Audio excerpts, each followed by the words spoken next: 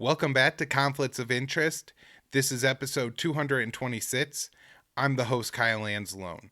On today's show, I'm breaking down the letter the U.S. sent to Russia. The U.S. demanded the letter be kept private, but now it's public, and it contains a proposal from Biden to Putin on diffusing the tensions over Ukraine. And so I'll be talking about that, as well as the new report from Amnesty International that names Israel an apartheid state. So, important show today. Be sure to share the show. You find it at the Libertarian Institute. We also post the show on the blog at antiwar.com. Video version of the show is available on YouTube, Rumble, and Odyssey. We also post clips from every show on those platforms, and everything we do gets shared on the social media accounts, Facebook and Twitter. The Twitter handle is @con_interest. If just could support the show by sharing the show, that's absolutely great, and it really helps the show.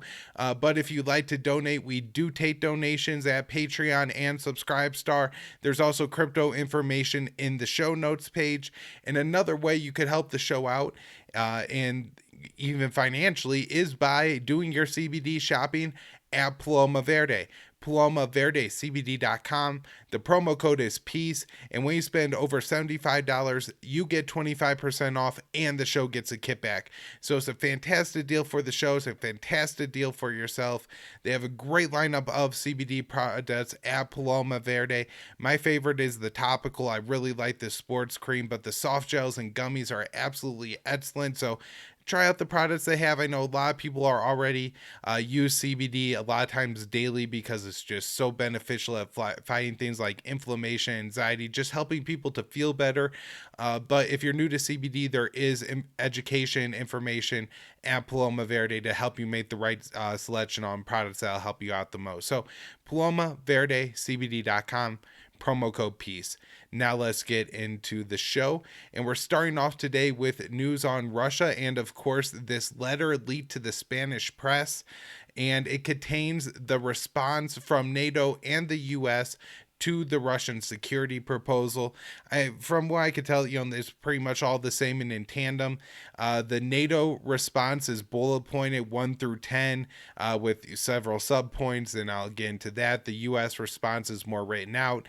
They basically contain the same offer, and we'll talk about it if it's actually a viable proposal. But first, I just want to mention this was leaked to the Spanish news outlet I think it's Paez.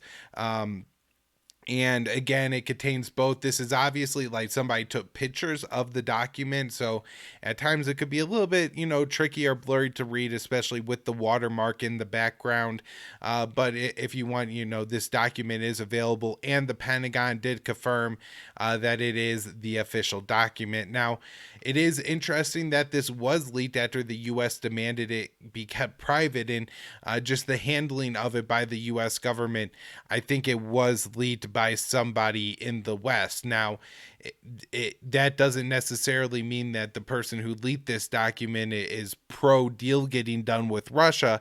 And in fact, it could be an effort to undermine the document, because I do think there are things in here that is really going to upset the U.S. and NATO warhawks. And, now they're going to be able to attack it a little bit more. But at the same time, it could have just been an official U.S. government leak as well to say, look, this is what we're offering Russia and Putin. Why won't they accept it? Because it's not exactly clear if this is going to be enough to really diffuse tensions, at least in my view. So going through the NATO one, just because it's bullet pointed 1 through 10, it's a little bit easier to post it up, and if people want to follow along or whatever, they can. Point 1 basically is all propaganda. NATO is a defensive alliance and poses no threat to Russia. We have always striven for peace, stability, and security in the Euro-Atlantic area, and a Europe whole, free, and at peace. This remains our goal and our abiding vision. And, this is a nice propaganda slogan and everything, but NATO isn't a defensive alliance. It only fights offensive wars, whether, that's Kosovo, Afghanistan, or Libya. Anytime NATO's been used, it's been used offensively. Also, the bigger problem with NATO, though, isn't these, by world standards minor wars. Not that it's, minor to Libya, Afghanistan. Of course, this have huge repercussions, and we're talking about millions and millions of lives and everything. But we also aren't talking about conflict between the U.S. and Russia when we're talking about the Afghan war, and that is the main purpose of NATO. Of course, it was first meant to counter Russia or the Soviet Union, USSR, and the Warsaw Pact, and then with the Warsaw Pact being dissolved and then the USSR being dissolved, NATO expanded and expanded and expanded despite guarantees by the first H.W. Bush administration that NATO would not expand as long as Russia would allow Germany to be unified and join NATO, which it was allowed to do. And so, the U.S. doesn't hold up its end of the bargain on this. It spans several times, Poland, the Baltic states, Latvia, Lithuania, Estonia, Romania. We're talking about like Montenegro, North Macedonia, and all these rounds of NATO expansion have largely crept NATO closer to Russia's border. But in 2008, significantly, the U.S. put countries on the path to NATO membership that included Ukraine and Georgia. And these countries are, close to Russian population centers, have long borders and significant borders with Russia. And Russia felt like this was overstepping in red lines, just too much. This would be, I think, somewhat equivalent to had the United States lost the Cold War and NATO dissolved and Russia expanded the the Warsaw Pact all the way through first Western Europe, but then also included, say, Mexico or Canada. Although I would say, if we're talking about that, we would also have to mention that then say the capital of the United States is like Austin or Dallas, Texas, or something, and not Washington D.C. because Ukraine isn't that far from Moscow. These countries are very close to major Russian cities that the Warsaw Pact or that NATO has now moved itself up to and absorbed all these former Warsaw Pact and former USSR country member states. And when we're talking about Ukraine and Georgia, we're talking about members of the Russian Empire, not even just things that were added after World War II or something like that. Point 2 in the NATO letter is, we firmly believe that tensions and disagreements must be resolved through dialogue and diplomacy and not through threat of force.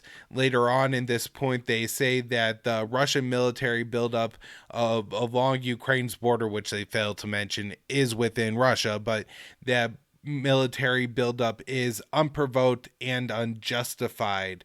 And so, this is just completely misreading what's happening and presenting only a one-sided narrative.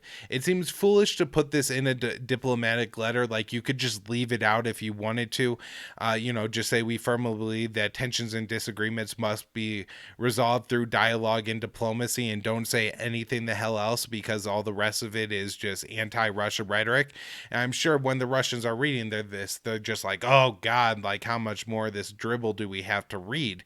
Because obviously the U.S. pouring hundreds of millions of dollars and now billions of dollars in aid total into Ukraine in the past 7 years after carrying out a coup there, all the other weapons that have been built up not just in Ukraine but across Eastern Europe and on countries that border Russia, are all provocative. And to pretend like this is a one-sided buildup, which, if it was a one-sided buildup, it would be one-sided, the West and NATO building up their forces on Russia's border, not the other way around. But there's major military buildup on the American side that just completely gets left out of both of these letters. Point 3 is, we remain committed to NATO's values and Russia breaks these values. I mean, again, this is just could have been left out of the letter. It seems confusing as to why they put a few of these things in. 4, they say a stable relationship between NATO and Russia is in our joint interest. This is just boilerplate language, all true, fine. 5, look for areas of diplomacy. This is, where we start to get into the better sounding rhetoric. Point 6 is, just nothing. Point 7 is the state of U.S. Russian relations, and they say 7.1 making full use of the existing military to military channels to promote predictability, transparency, and reduce risk. Of course, this comes as throughout the Trump administration, the U.S. would intentionally fly all kinds of missions right up to Russian airspace and right along the lines there to get Russia to switch on its missile defense and systems like that, intentionally being unpredictable, untransparent, and provocative. And so a lot of this thing, and I'm sure Russia does some of the same stuff. I believe just today or yesterday, there were reports from the UK that they had to scramble fighters because of Russia flying near its airspace, and occasionally Russia will fly, I think, near typically Alaskan airspace off the U.S. West Coast and things like that. And so, it does happen on the Russia side as well. But if we really want to address this, it has to happen on the NATO and U.S. side, probably first, because it's more aggressive and provocative that way. 7.2 is reestablishing NATO and Russia's mutual presence in Moscow and Brussels, respectively. This is a good and important step, and something that if they really wanted to highlight and focus on, could be building blocks for larger agreements and more transparency and predictability. Right now, there's very few diplomats between Western states and Russia altogether. It's not just the U.S. and NATO, but lots of countries have reduced their diplomatic missions, but particularly the U.S. And now a lot of the diplomat stuff that happens in Russia is just bare bones. Apparently, there were reports, and this kind of gets silly and is, I think, in part like mainstream media narrative to humiliate Russia. But they did say that it got to the point where I think deputy ambassador or something in Moscow was learning how to buff the floors and things like that in the embassy. So 7.3, the last point here, is working on Russian proposal to establish a civilian telephone hotline to maintain emergency contact. This would be great if they had it set up, and I know there's deconfliction lines and things like that for various things between the U.S. and Russia, like over Syria. So having more of these would be productive and, again, help, stability and transparency and things like that. Now on to number 8, where they say European security, including the situation around Ukraine. Now, it's important to note that they're talking about NATO here, but they're also extending this to Ukraine. And very specifically, NATO, Ukraine isn't a part of NATO. It's not a member state, but yet they really seem to suggest that, they almost view NATO or Ukraine as a NATO state, the way they frame this. And they say, all states respecting and adhering to the principles of sovereignty, of borders and territorial integrity of states, and refraining from the threat and use of force. Now, have an interesting thing in Ukraine where in 2014, the U.S. overthrew the government for the entire state of Ukraine and input a government that it wanted. It put the prime minister it wanted in, or president wanted in charge. It put the various other actors and put them in the places they wanted to. And they used neo-Nazis to get this done. And that's allowed to happen because it doesn't change borders and adheres to territorial integrity. But Russia annexing the Crimean Peninsula, even though that move was backed by a referendum where 90, I think, percent of the people in Crimea voted that they were pro joining Russia, and that's completely unacceptable. This is just the backward logic that NATO and the U.S. frequently use.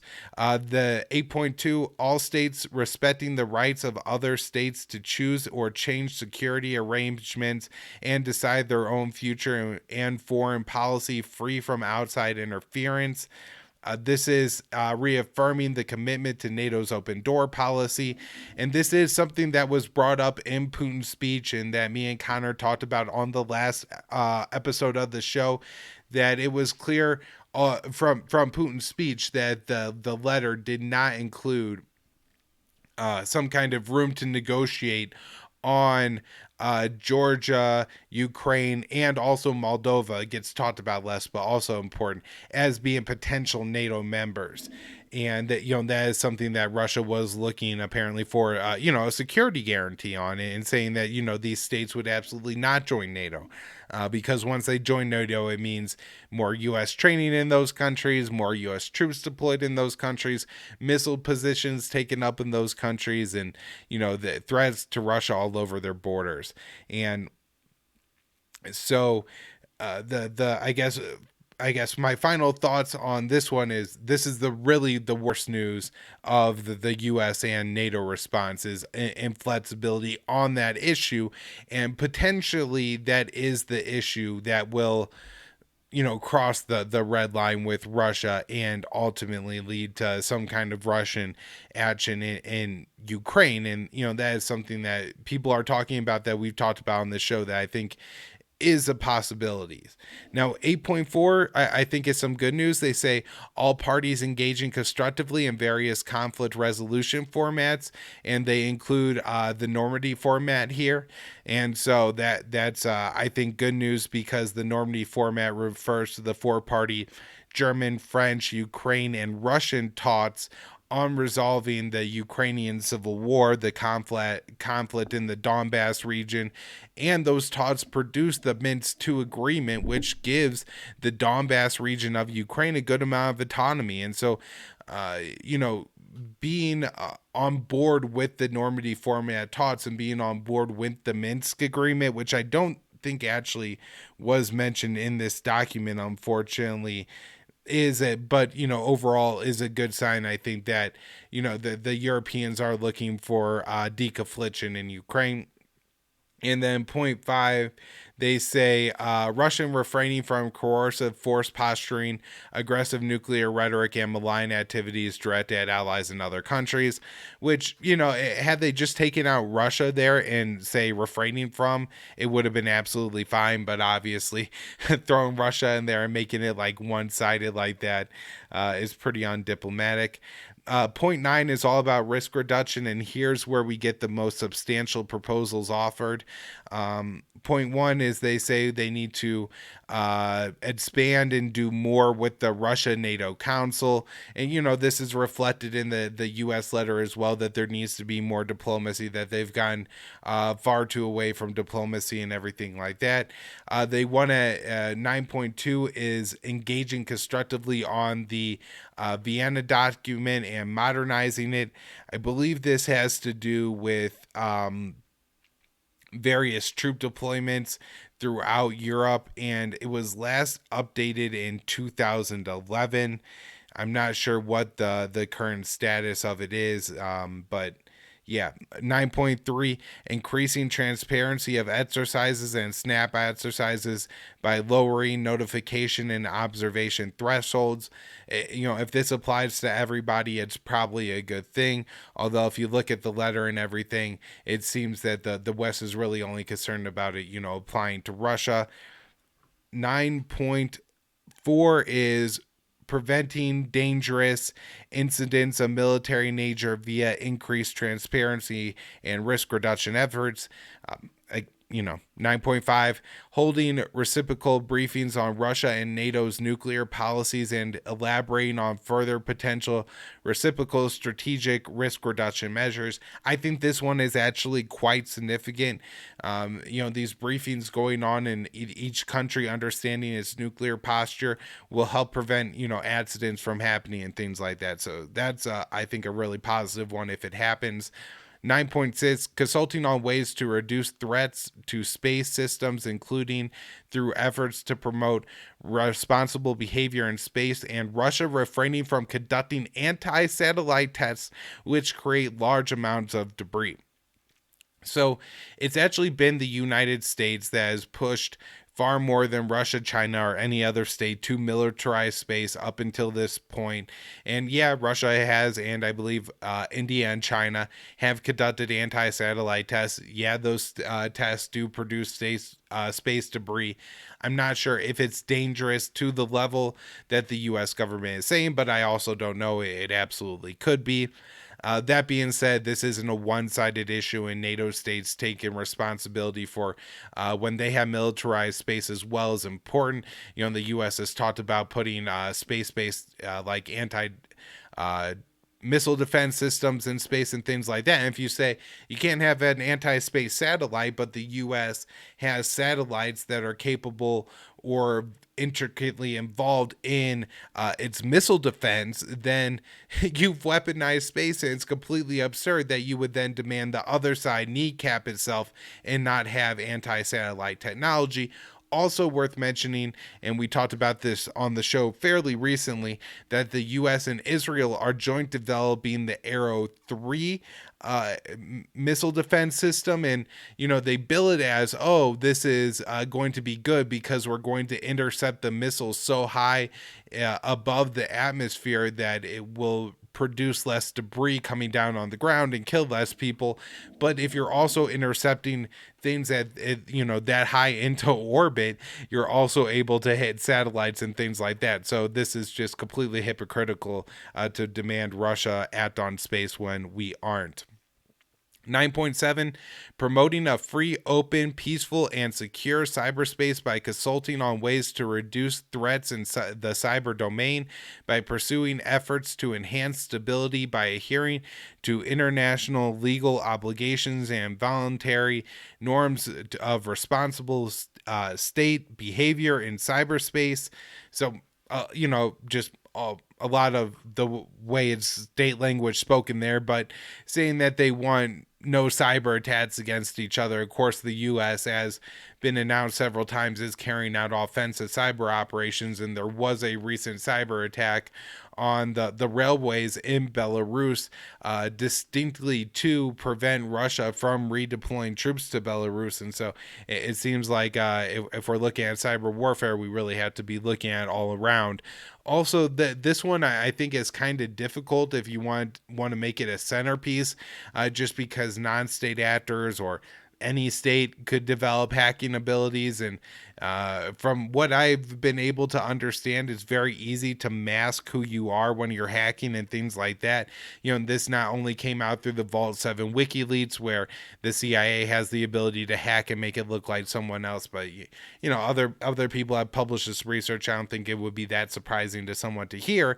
And so if you do make it central, and cyber attacks are going to happen, people are going to attack pipelines and infrastructure if they're environmentalists, right?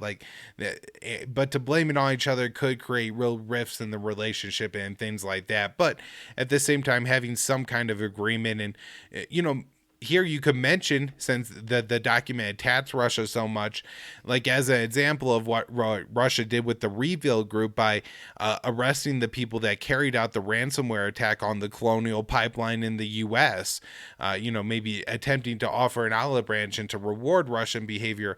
Rather, you don't have that at all.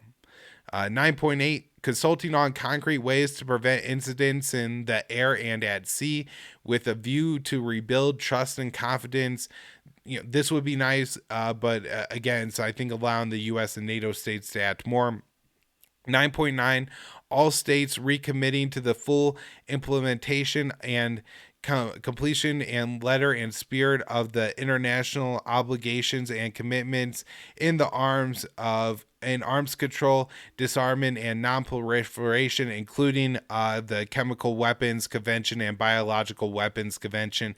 This, I think, was specifically put in there because there's so much rhetoric targeting Russia, claiming they carried out chemical weapons attack, whether it's against Sergei Skripal in the UK or against the Russian dissident Alexei Navalny, who, by the way, is not despite being persecuted by the Russian government, is a pretty extreme racist who has recommended using violence and comparing minorities in Russia to cockroaches. And I think it's probably, for people who find Putin to be too far right wing, I think they'll find Navalny to be far more offensive in a lot of ways. But there are those claims against Russia which I don't think are true, and throwing that in here, suggests that they're saying that against Russia. At the same time, if we're looking at things like this, we could I think more accurately discuss like the U.S. use of white phosphorus and other weapons in like depleted uranium in the Middle East as well. 9.10, Russia resuming the implementation of the Treaty on Convention Armed Forces in Europe. I looked this thing up because I wasn't familiar with it. Russia exited this agreement, I believe, in 2007, and then NATO followed by exiting in 2015. Russia's issue with this agreement is that NATO expansion made it irrelevant, and so maybe negotiations could come to light and move this forward to incorporate the states that NATO has expanded to since the agreement was initially made in 1991. 9.11. In light of allies' concerns about Russia's state armament program, including its stockpile of non-strategic nuclear weapons, as well as the growing number and types of intermediate and short-range missiles and launchers, encouraging Russia to negotiate with the United States on future arms control and disarmament agreements and arrangements that encompass all U.S. Russian nuclear weapons, including non-strategic nuclear weapons, non-deployable nuclear warheads, as well as all nuclear armed intercontinental range delivery vehicles. And so this is, I think, generally talking about bringing back the INF Treaty. And they also mention in here that this is going to engage seriously with the United States on ground-based intermediate and short-range missiles and their launchers as a part of the broader discussions, including with all allies about next steps and in the U.S. In the Russia NATO Council. So anyways, I think that's the most significant part of the letter right there. And including the launchers means including the Patriot missile batteries that are stationed in Poland and Romania and that do violate the INF Treaty. And so I think this is a real signal from NATO that they're willing to negotiate on that. So I want to talk about, and then I do have the U.S. letter here, and I'm going to scroll through that and I think bring up a couple of points from it. But generally, everything in the U.S. letter is very similar to everything in the NATO letter. It's just more written in like paragraph form rather than the bullet pointed out NATO letter. Now, I guess why this is so important, I think, and something that I hadn't considered, just my short-sightedness on my analysis here, I guess, that, when they were talking about missile placements in Eastern Europe, they were talking about expanding them. I didn't think the U.S. would seriously be willing to negotiate on its current missile placements in Romania and Poland, and this has been a huge issue for Russia for several years. And so if the US is willing to remove those weapon systems, it might be enough to diffuse tensions even without an outright agreement not to bring Ukraine into NATO. So I think there is some real good news here that we're seeing. And there's a great article today by Ray McGovern at antiwar.com that I definitely recommend that everybody go check out and read for more information on this and for more of his take. And he details it out. I think explains it a little bit better than I do. Ray is so good and has understood this issue for so long. That's why his analysis has been so important. But, he is talking about that this is like a half loaf for Russia and all that. And I don't think it's necessarily the perfect deal or one that will definitely resolve this conflict, but this could be a real step in the right direction in diffusing tensions. Now, there is a lot of other things going on, and most of it does sound like bad news. The U.S. announced that they're deploying 3,000 troops to Eastern Europe. Now, this should come with a major asterisk, right? Because what they're actually doing is they're deploying 2,000 troops to Germany and Ukraine, so split 2,000 between those two countries, and then redeploying 1,000 troops from Germany to Romania. So it's just 2,000 troops. It's not even 3,000. And 2 or 3,000 troops doesn't make a difference. And so, I see this as appeasing the Hots and not really bad news at all. I mean, it's bad that the U.S. is deploying more forces to Eastern Europe, and I really hope to hell that Biden doesn't plan to leave them there long term, and this isn't like a part of a permanent military buildup, because it's 2,000 now, and then it's another 2,000. Then the next time there's an issue in April, and then the year after that in December or something, and before you know it, there's an additional 15 or 20,000 American troops in Eastern Europe. But if this is, just a way to be like, hey, we're doing something, and, for everybody to have headlines that they need, that Biden is so concerned that he's sending more troops, but, that this really isn't making a difference. Same with the next story. The U.S. has deployed 6 F-15s to Estonia. you know, and this could even be a part of more normal rotation kind of things. But at the same time, these stories are being portrayed in the media as, look how serious Biden is taking this situation. We also had the Neptune strike war games continuing to go on. Talked about these a little bit in the past, that the USS Truman, that aircraft carrier strike group, has been placed under the command of NATO and is now carrying out war games. I'm guessing this means very little for any real reason, but if anybody knows, like, it has maybe served on a ship that's come under the command of another country, I'd love to hear, like, it, if it really actually means anything, or if it's just like, a name change for the press and everything. But right now, the Truman is in the Adriatic Sea and carrying out war games. And so, this isn't the kind of things that you would be doing if you were really committed to looking for a diplomatic solution. However, U.S. politics and the world empire being what it is, the fact that Biden may be making the calculation, with some of these like war games and minor troop deployments and things like that, that it's taking the lowest and appeasing option, and to avoid conflict and having, Hots have more ammunition and things to, not actually use against you, because I'm pro peace, and I think that you could sell that and win with that. But again, in the context of U.S. politics, that could be what Biden's doing here.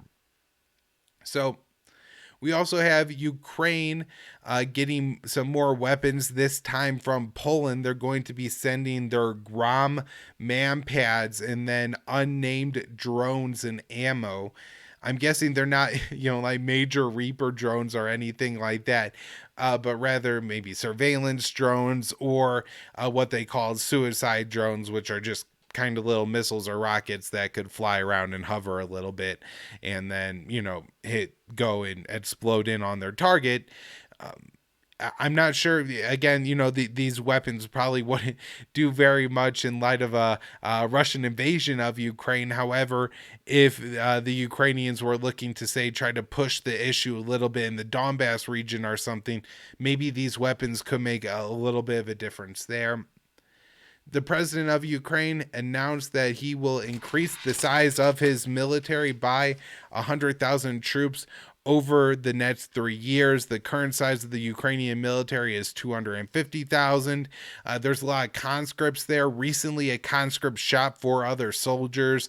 I did see that the former heavyweight champion boxer, I think you pronounce his name Klitschko, was signing up for the military, or at least for like the reserve, like emergency civilian defense force kind of thing.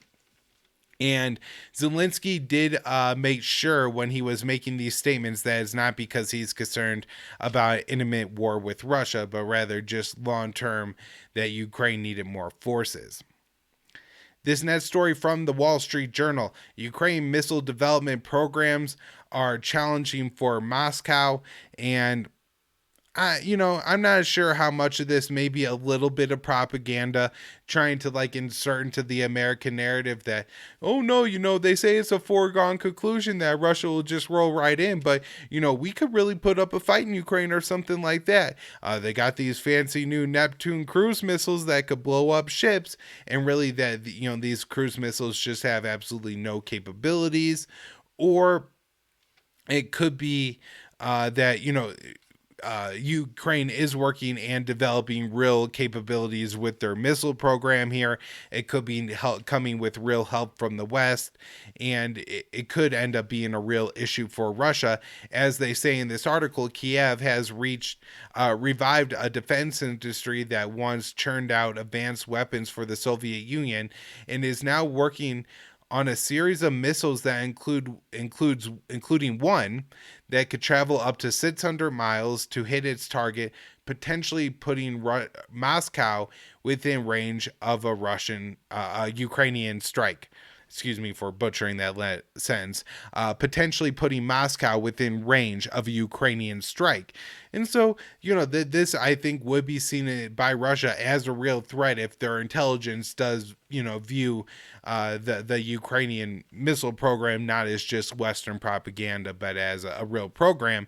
And to go on with that, likely I think Russia would see it as a threat, even if they do assess it to somewhat just be propaganda, because this is the case with the Patriot missiles and the U.S. missile defense programs that Putin initially brought up. And, it was said to him that, look, this is just a military industrial complex boondoggle. And Putin said, yeah, but it's, putting the first strike capabilities and the nuclear balance between the U.S. and Russia way off balance. And, this is a real problem. So for all the good news that I already talked about on the INF treaty and potentially renegotiating that, by the way, is the Intermediate Range Nuclear Forces Treaty. This is missiles with a range of 500 to 5,500 kilometers we're talking about here. And we have this from the Politico National Security Daily Newsletter. Japan is potentially open to hosting once banned America intermediate range missiles pending the results of a defense policy review per the country's ambassador to the United States. And so Japan considering putting these missiles in its country is fairly important. And if that happened, I would think that would be a step backwards on the diplomacy over Ukraine if the U.S. is putting these banned missiles, on the other side of Russia. Of course, this may, I think, primarily be directed at and thought about in the context of China, but I think it would be an issue for Russia as well. All right. Last up here on the bad news stuff is U.S. threatens Russia with a chip blockade, and that is semiconductors. The U.S. is looking at making it illegal and sanctioning anyone who exports in any way U.S. equipment, tools, software, or designs that are involved with semiconductors to Russia.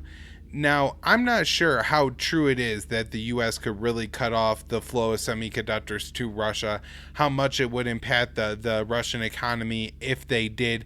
But I think that there may be some within the U.S. government, or at least the U.S. blob, that think they have a little bit of a trump card with the sanctions on the chips issue, and I'm not quite sure that is the case. One reason being that, even if the U.S. did sanction Russia over this, it's not clear that China would go along with it.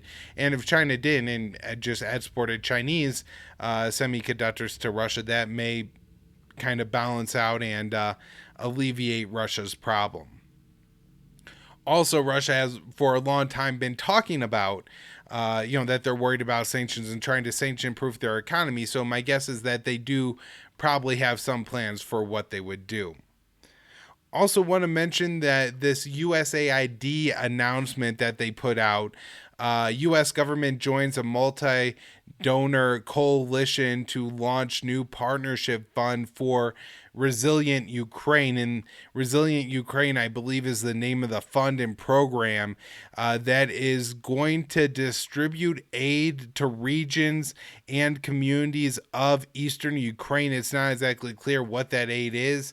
Of course, the USAID in the past has been used as a CIA cutout, and so maybe this is a way for the CIA, I think it's called Ground Branch, to carry out its operations in Ukraine, covertly bringing in millions of dollars through this USAID program and then giving those weapons to militants or something like that. All right. Diplomacy is happening. We had a conversation between U.S. Secretary of State and Russian Foreign Minister Sergei Lavrov. That conversation apparently went all right, and they agreed to more talks. The German Chancellor Olaf Scholz is going to travel to Moscow to meet with Putin soon. This, I think, is maybe one of the more significant things that actually developed on the tensions between the West and Russia, because if Scholz is planning on going to Moscow, he must think that there's a pretty low chance of an invasion of Ukraine, and so this seems to me to be a pretty good sign. And if Scholz again is willing to make some kind of deal with Moscow, like the U.S. can negotiate with Russia over the INF and the missile issues, and then Germany, France, or another country can negotiate and make a deal over the Ukraine issue, that could be a real maybe solution to this problem. Let's see. Next up, we have Erdogan, that is the president of Turkey, traveling to Ukraine, and he has said a few times that he believes he's in a unique position to negotiate on this crisis. I'm not so sure that's the case, and how helpful he would be if he's actually going, or he did go to Ukraine, how helpful he's actually going to be in his travels to Ukraine. Of course, Turkey has sold drones, armed drones, their advanced drones to Ukraine. And so Russia may not be too happy with that. At the same time, Turkey has purchased the Russian S-400 missile system. And so of countries that do hold a relationship with both Ukraine and Russia, Turkey is kind of unique in that position, and maybe there is some room there. Although I did see that Erdogan signed some kind of free trade or some kind of trade agreement with Ukraine while he was visiting, and so it may be that the diplomacy was just a cover for some kind of economic agreement or some other project he was working on. Last up, we have a scheduled call between the UK Prime Minister Boris Johnson, who is facing quite the scandal at home, and the Russian President Vladimir Putin. I believe this conversation actually did happen. I don't think anything really came from it. At least all the press releases I saw seemed like pretty boilerplate rhetoric. We discussed resolving the crisis diplomatically. We voiced our concerns and things like that. But that Putin remains diplomatically engaged with European states. I think Russia, I guess, still does see a path there. And all this, I think, really to me suggests that the likelihood of invasion of Russia into Ukraine is going down quite a bit. And we even have the Biden administration announcing that they are going to stop using the term imminent to describe a potential Russian invasion of Ukraine. And this seems maybe to come at the request or begging or insulting from the Ukrainian government that we've seen over the past few days, saying that absolutely wasn't the case.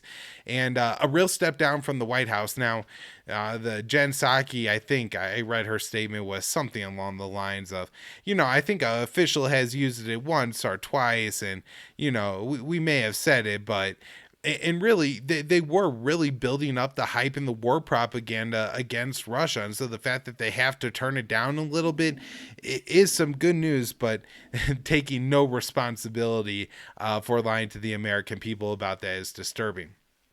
Now, the last thing I want to talk about on the Ukraine issue is Ukrainian NATO membership. And the reason I didn't want to get into this before is because I want to break it down all right here in relation to this Josh Hawley statement, who's a senator from Missouri. So Ukraine isn't going to join NATO anytime soon. It would require approval of all 30, I think 30 now, NATO member states. For example, Greece prevented for a significant amount of time and actually required North Macedonia to change the name of its country, officially change the name of its country to join NATO before they approved the NATO membership for North Macedonia. And so the idea that then Germany, say, is going to approve NATO membership for Ukraine, which is actively fighting a civil war and claims a large chunk of territory that now belongs to Russia as its own, is just completely absurd. There's all kinds of corruption standards that Ukraine misses out on. And, even the U.S. doesn't really think that they're going to admit Ukraine into NATO within the next 10 years. And that's I think, the most optimistic timeline that they could possibly imagine. And so to take NATO membership. Oh, and then the other point is that the US has specifically committed to not defending Ukraine. So if you admitted Ukraine into NATO, it would then require the US to defend Ukraine should Russia or any other country invade. And Biden has already said that he ain't gonna do that. And so why the hell would you then admit Ukraine into NATO to do something that you said you're not going to do? Right? So it's pretty clear that it's not going to happen. And so this statement from Josh Hawley that is very hawkish in any other way, but saying that, the Biden administration should drop longstanding U.S. support for Ukraine's eventual NATO membership, it should in no way be considered provocative comment and well within the range of allowable discussion in U.S. foreign policy. And that's absolutely not what happened. The Biden administration, which again doesn't support Ukraine joining NATO, said that Josh Hawley, this is from White House Press Secretary Jen Psaki, that he was parroting Russian talking points. And this is insane, it's dangerous, and it's completely irresponsible. And if Trump was doing this, I don't know, because on the Russia issue, everybody got a pass. But an attack like this and questioning somebody's loyalty and things like that is really too far. It's McCarthyite, and it needs to be stopped and shut down and called out, especially because, as I just pointed out, the Biden administration doesn't even support the policy that Hawley is telling them not to support. And so at the very least, they could say, well, in the long run, we still might want to do it or something like that. But this is just the state of the rhetoric. All right, last Russia story. I promise, actually, I mean it this time. And this is good news. Hedge funds are starting to invest in the Russian and Ukrainian economy, and the Russian economy has rebounded. It apparently lost like 30% since late October, and it's back up 10%. So these are pretty significant gains. And there's a quote in here, and this is from a Financial Times article titled "Hedge Funds Bet on Beating Down Russia and Ukraine Assets." And in here, it says, I've talked to a lot of senior people in the Russian state. People are just going about their business. If there was going to be a war, people would be acting in a different way. Everybody is calm. And so people are saying that's good enough for us to invest. And if people are sinking their, millions of dollars into Ukraine and, particularly Ukraine, but Russia as well, that suggests to me that they must be pretty confident that there's not going to be any kind of invasion or war, because I think that would be damaging to both the Russian and Ukrainian economies and likely anybody who's invested in them. One final point here is that, this has all taken a pretty brutal beating on Russia's economy, apparently, this military buildup, and it hasn't been free. And so that may also mean and suggest that Putin is looking for something here because it has cost his country.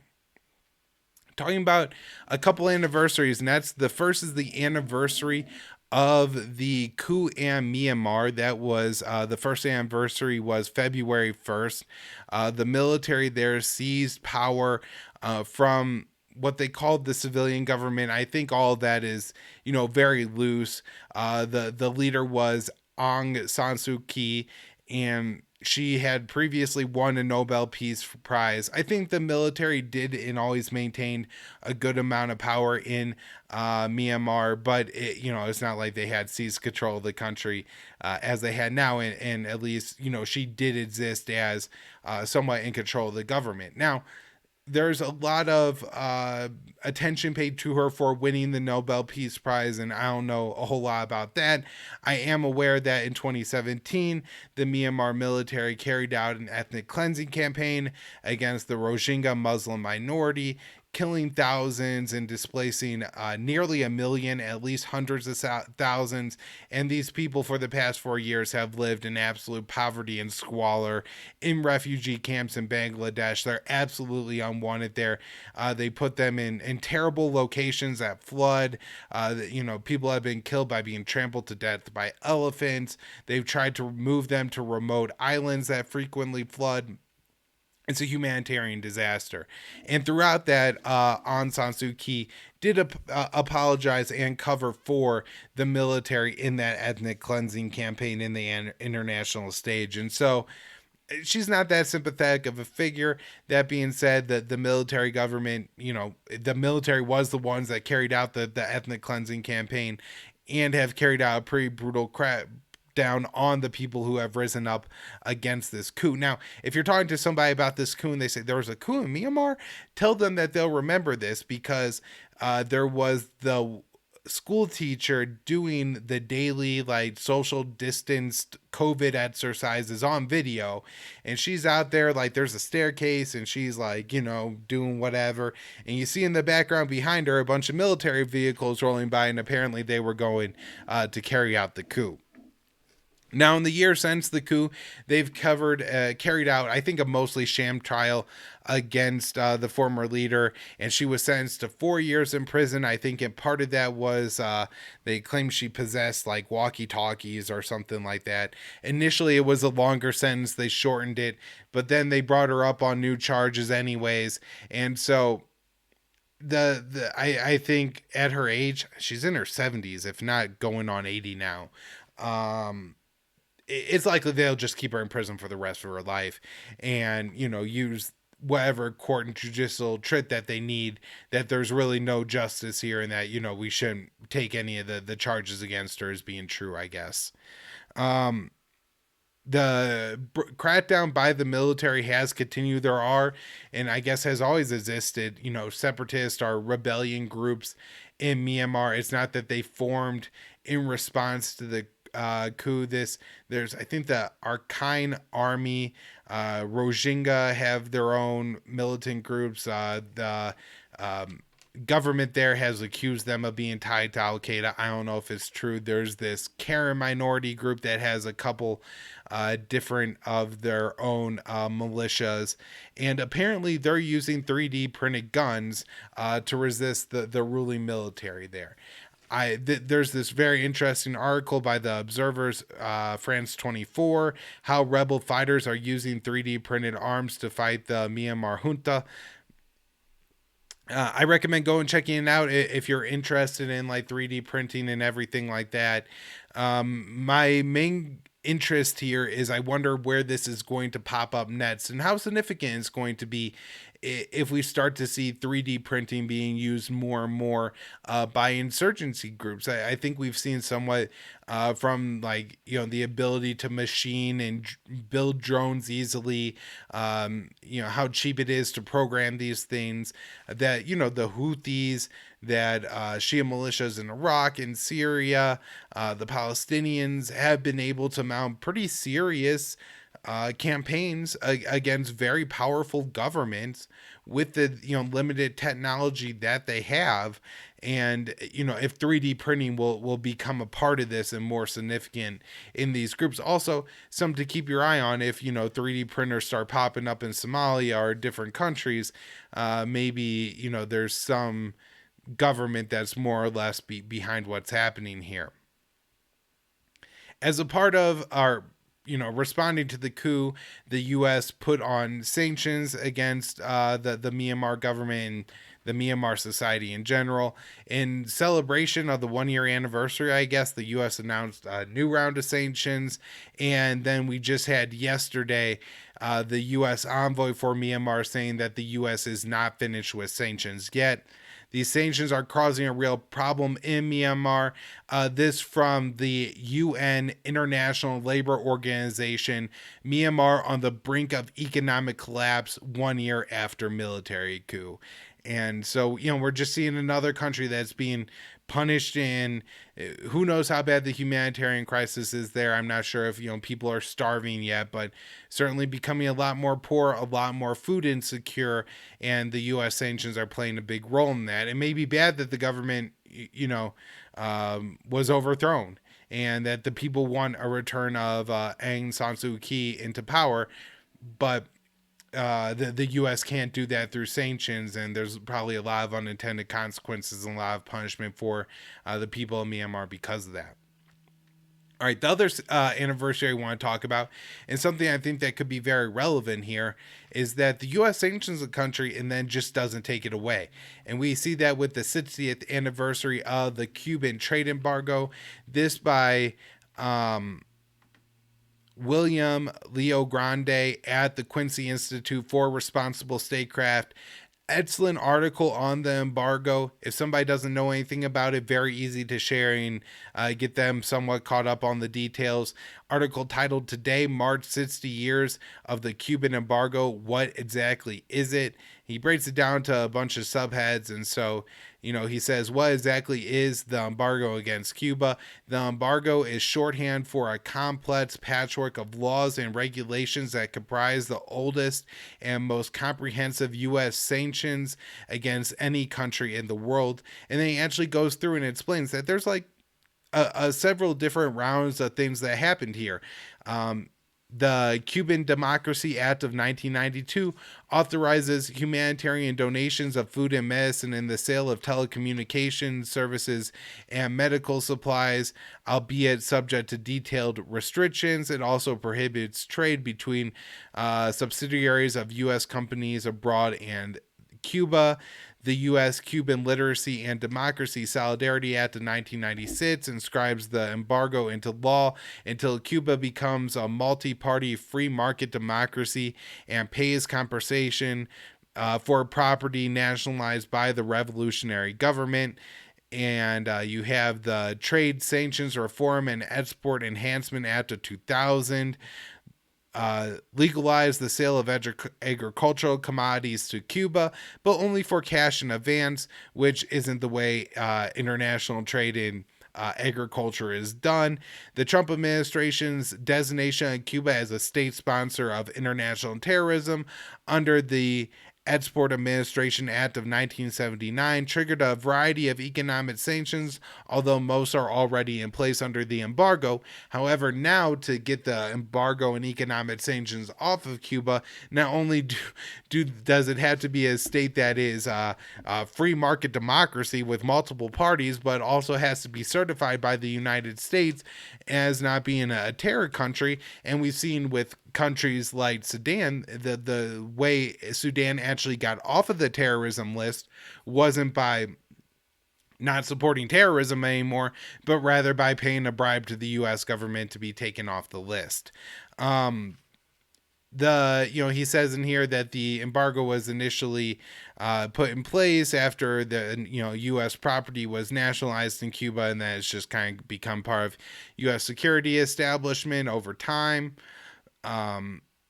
The next part of this that I really wanted to mention is that he highlights in here that can the president lift the embargo unilaterally? He says legally he probably could, politically he probably won't. And that's the really unfortunate part about this embargo, is that it does significantly impact the Cuban economy. And while the socialism of Cuba hasn't helped anything, it's millions of dollars a year. Any kind of business done with Cuba has to be done in a special way to avoid U.S. sanctions that cost more money. It's not done the rest of the way throughout the world. And so it cuts Cuba off of a large part of the world economy. That's why it does business with countries like Venezuela and Russia and things like that, because these are other states that are heavily sanctioned by the U.S. and are less concerned about it incurring secondary sanctions or whatever from the United States. All right, so One of the things I guess about the Cuba embargo in relation to Myanmar is just that, the sanctions go on, but then they're not removed unless the governments absolutely change. Well, if the governments don't end up changing, then the sanctions stay in place forever and just indefinitely impoverish an entire nation of people. All right, let's talk about, before we wrap up, this label of Israel by Amnesty International as an apartheid state. Amnesty International put out this tweet that was pretty bold. I was surprised. I thought maybe this report would come out and would be like, we think Israel may be committing crimes that could amount to apartheid. And what they say here in this tweet: apartheid is deprivation, apartheid is segregation, apartheid is fragmentation, apartheid is dispossession. Israel's apartheid over Palestinians is a crime against humanity. That's a bold statement. I have a write-up here from Brett Wilkins, initially at Common Dreams and then reprinted on the blog at antiwar.com, titled "New Amnesty Report Outlines True Extent of Israel's Apartheid Regime." He writes, Palestine advocates on Tuesday welcome a new report in which Amnesty International became the largest in a growing list of human rights organizations to explicitly call Israel's policies and actions against Palestinians apartheid. The report, entitled Israel's Apartheid Against Palestinians, Cruel System of Domination and Crime Against Humanity, shows how the theft of Palestinian land and homes, forced transfers, unlawful killings, severe restrictions on movements, and other human rights violations are all components of a system which amounts to apartheid under international law. Our report reveals the true extent of Israel's apartheid regime, whether they live in Gaza, East Jerusalem, and the rest of the West Bank, or Israel itself. Palestinians are treated as inferior racial group and systematically deprived of their rights. Amnesty International Secretary General said in a statement, "We found that Israel's cruel policies of segregation, dispossession, and exclusion across the territories under its control clearly amount to apartheid. The international community has an obligation to act." And so this is important. Not that Amnesty International is the international morality police and we should say now, they say it is and so it is. No, it has been this way for a long time. And for a long time, these groups were, somewhat involved in the cover up of that apartheid and doing a lot of, both sidesing of every situation. Well, the Israelis aren't great to the Palestinians, but sometimes Palestinians are violent. Even they live under, military occupation and live under military courts in a language that they don't speak. We're going to tell you that the real situation is here, that it's a both sides situation. No, that's not what's been happening, and these groups are finally coming out and saying it. Of course, B'Tselem, the Israeli human rights group, was first, and then Human Rights Watch, and now Amnesty International. Hopefully this contributes to the flood of groups naming Israel as an apartheid state. The real advantage to it that I see is that gives everybody in the US and the West the political clearance to say it without being called anti-Semitic.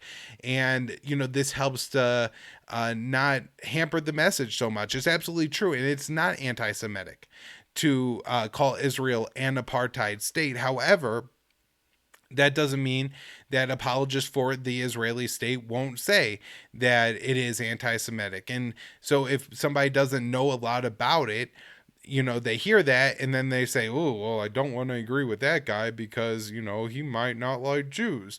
But if your immediate response is, come on, man, this is what Human Rights Watch and Amnesty International you said. You really think this is about the Jews, or do you think it's about the oppression of the Palestinians? That I think is pretty disarming to people because they've heard of Amnesty International and Human Rights Watch before, and these groups saying it sound like the kind of things that when your senator says it, you have to believe them and everything. So I do think these things are important in moving the needle, and again, it shouldn't be, right? But it is, and so we take this as a victory, I think. Now, a couple examples of the Israel apartheid in Palestine is the killing of Omar Assad. I might be pronouncing his name a little bit wrong. It's not Assad like Bashar al-Assad, but Asaad. And I guess Omar was affectionately known in the community as Abu Hani, and he was an 80-year-old man who was arrested not too far outside of Ramallah by Israeli troops, left like on the ground for several hours, not given any kind of medical care. They blindfolded him. I also read that he was given some kind of gag, or they put something in his mouth. They also handcuffed him with plastic handcuffs. Of course, that's all you need for somebody when they're 80 years old. And so they left him there for a long time, and he apparently had a heart attack and died. And so when the soldiers came back, they saw him laying there. They said, "Oh, we thought he was asleep," and just left him. Didn't do anything to report that he was a dead body, didn't try to provide any kind of medical care or anything like that. Left him for dead. Some younger Palestinians came by, found him, took him to the hospital, and he's of course dead. And that's the end of his life, killed by the Israeli soldiers. And so there's no real expectation for justice. However, I believe 3 people were reprimanded for this within the defense unit that carried out this atrocity against this poor old man. A 78-year-old Palestinian man who was hit with a tow truck succumbed from his wounds and died. He was 75, not 78. Haj Suleiman, I'm guessing is what his name was known by for locals. I'm not going to actually try to pronounce his name because I'll butcher it. There was initial reports that the truck swerved to hit him. The truck was contracted with the Israeli forces. There are other reports that he was like standing in the road trying to like kind of protest the truck coming to tow whatever it was going to tow, and the tow truck intentionally hit him. Either way, no justice for the poor elderly man who was struck and killed by the tow truck. And again, another example of apartheid. Last thing I got here on that is we now know for sure that Israel's Shin Bet, which is their internal intelligence agency, was sending threatening text messages to Palestinians who they geo-tracked, or at least, they claim to have geo-tracked as attending protests around the Al-Aqsa Mosque, and I'm guessing also in Sheikh Jarrah last May. And this led to the eventual conflict between Gaza and Israel. There are major protests there. Israel carried out raids of the Al-Aqsa Mosque and everything like that. Of course, the text messages say you were involved in a violent protest. I think they say like, be warned, we're coming to get you, and things like that. Very ominous and threatening things when, really by and large, the Palestinians were peaceful in this and the Israelis were the aggressors. And this is just cruel, very creepy apartheid behavior by the Israeli government here. I mean, imagine if the Trump administration had been sending text messages to protesters of the Black Lives Matter movement saying that, I guess Trump's FBI saying, we know you were at this protest, be warned, we're coming to get you. I think people would be very concerned and offended by that. The Israeli Prime Minister vows no peace talks with the Palestinians. Of course, why would you attempt to talk to the people that you have a military occupation over? So, just further confirming that we're going to see this occupation drag on and on. Also from the Israeli Prime Minister, this written up by Jason Ditz at antiwar.com. Expect war soon in either Gaza or Lebanon. Why he would be saying that, I don't know, unless it's, kind of for like the political reason, the rally around the flag effect, because things aren't going great in Israel, and that's mainly because the NSO group's Pegasus spyware, this country has been sanctioned, it's losing a lot of money, but it's been implicated in spying on activists, journalists, politicians, even American diplomats all around the world. Recently, a top Human Rights Watch investigator was targeted with the Pegasus spyware. Her name is Lama Fakin, and she's a U.S. Lebanese citizen, and she is the director of crisis and conflicts with Human Rights Watch.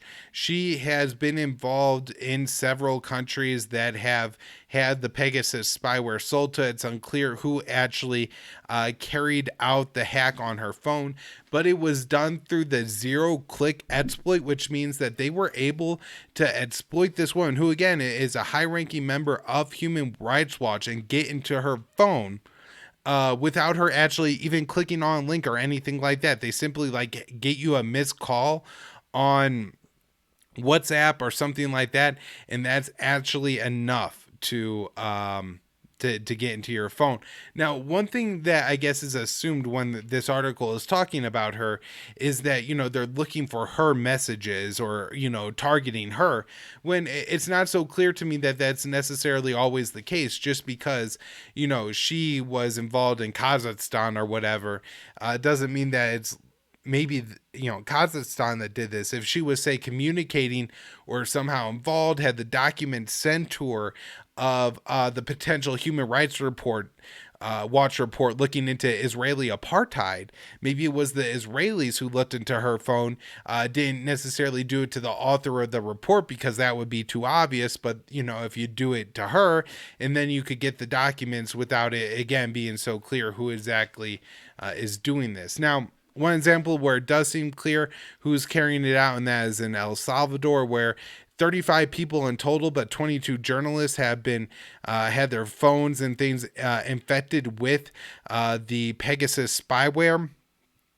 And this was all confirmed, I believe, through the Toronto-based Citizens Lab. This has been going on in the Middle East as well, particularly in Jordan and Bahrain, where women's rights activists were targeted. This from The Intercept here. The report documents how Pegasus can have particularly egregious impact on women who are disproportionately vulnerable to the weaponization of personal information when governments seek to intimidate, harass, publicly smear dissidents. Is the case of a renowned human rights defender who works in Bahrain with the advocacy group SALAM for democracy and human rights. Her phone was hacked at least 8 times between August and November of 2019 with Pegasus spyware, according to the researchers. The privacy violations extended what was reported as described as brutal harassment by the Bahraini authorities on May 26, 2017. The report said Bahrain's National Security Agency summoned her to the police station. Interrogators subjected her to verbal abuse and physically beat and sexually assaulted her. They threatened her with rape if she did not halt her human rights activism. Upon release, she was immediately taken to the hospital. And so you have a woman who was threatened with rape by her government. And then you sold that government the ability to spy on her, and they did. This is really disturbing stuff that we're talking about here. This also, again, happened in Jordan and the UAE, targeting of women. Also in Saudi Arabia, they had access to this. I guess the Israelis, for whatever reason, the defense ministry cut it off. But after a personal call between Saudi Arabia's Crown Prince Mohammed bin Salman, MBS, and then Israeli Prime Minister Benjamin Netanyahu, that was returned and turned back on. And so it just shows, I guess, what kind of authoritarians both MBS and Netanyahu are, but also how these governments, even when maybe it was flagged that there was something inappropriate going on here, were able to regain access to this technology fairly quickly. Last story on the NSO Group stuff, and this isn't so much about the NSO Group, but another Israeli spyware firm has a very similar product called REIGN, all in capitals, REIGN. And the company that made this technology or this spyware is Quadream, all one word, QUA, capital DREAM.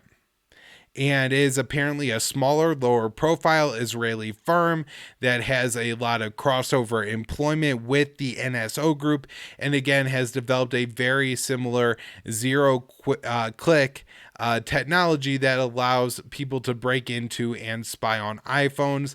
They say that this technology, or the reports from multiple sources, say that this technology was given to the governments of Saudi Arabia, Mexico, Indonesia, and Singapore. All right, last two stories here. We are three stories. Israel is reportedly planning to sell its Iron Dome missile defense system to the UAE. This, of course, comes after the UAE has been carried the targets of several attacks recently by the Houthis, but also some of the attacks were claimed not by the Houthis, but by an Iraqi group, saying that it was because of the Houthi or the UAE support for the war against the Houthis in Yemen. But nonetheless, this most recent attack apparently coming from Iraq and not from Yemen against the UAE. This sale by Israel isn't about security or anything like that. It's about propping up authoritarian governments around the Middle East, which is absolutely hilarious because one of Israel's reasons that the U.S. always has to support it in the Middle East in any of its disputes with any other countries is because Israel is the sole democracy in the Middle East. And yet, it kind of makes sure that remains the case by given so many weapons and so much technology like the Pegasus spyware to all these other authoritarian governments that oppress their people. Israel is apparently working on and will begin deploying within the next year a new laser wall or iron beam laser-based missile defense system. Very interesting, I guess, if Israel can get something like this to work, assuming it doesn't take an absurd amount of energy in order to down a drone or something like, or a missile with one of these systems, and they could do it with, some kind of accuracy. This could really take the financial burden off of shooting down the rockets. You do have a situation right now in like Saudi Arabia, in Israel, where the rockets that are being used to target Saudi Arabia and Israel are not very expensive and could be produced in a lot of quantity by the Houthis and by Hamas in Gaza. But at the same time, that they could be shot down by the Iron Dome or by the Patriot missile system, but those missiles are very expensive in themselves, and also they produce a good amount of debris to go up there and shoot down these other rockets and things like that. And so that would maybe alleviate some of those problems, and is maybe a tilt back towards the side of the world's superpowers in their ability to take on insurgencies if they are able to come up with a low cost way to shoot down cheap drones and rockets.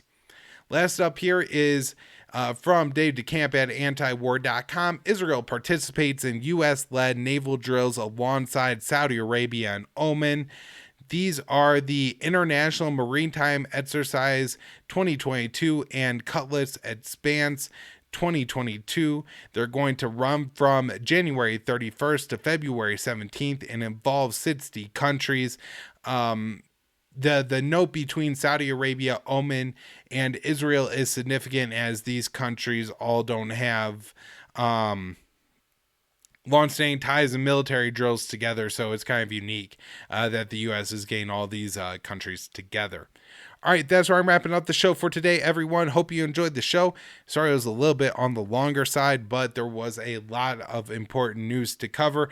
Hope you all were able to enjoy the show, and I'll be back with more shows hopefully later this week, maybe next week. Try to get out a bonus show tomorrow. Share the show from the Libertarian Institute. Support Paloma Verde. Check out antiwar.com. Thanks, everyone.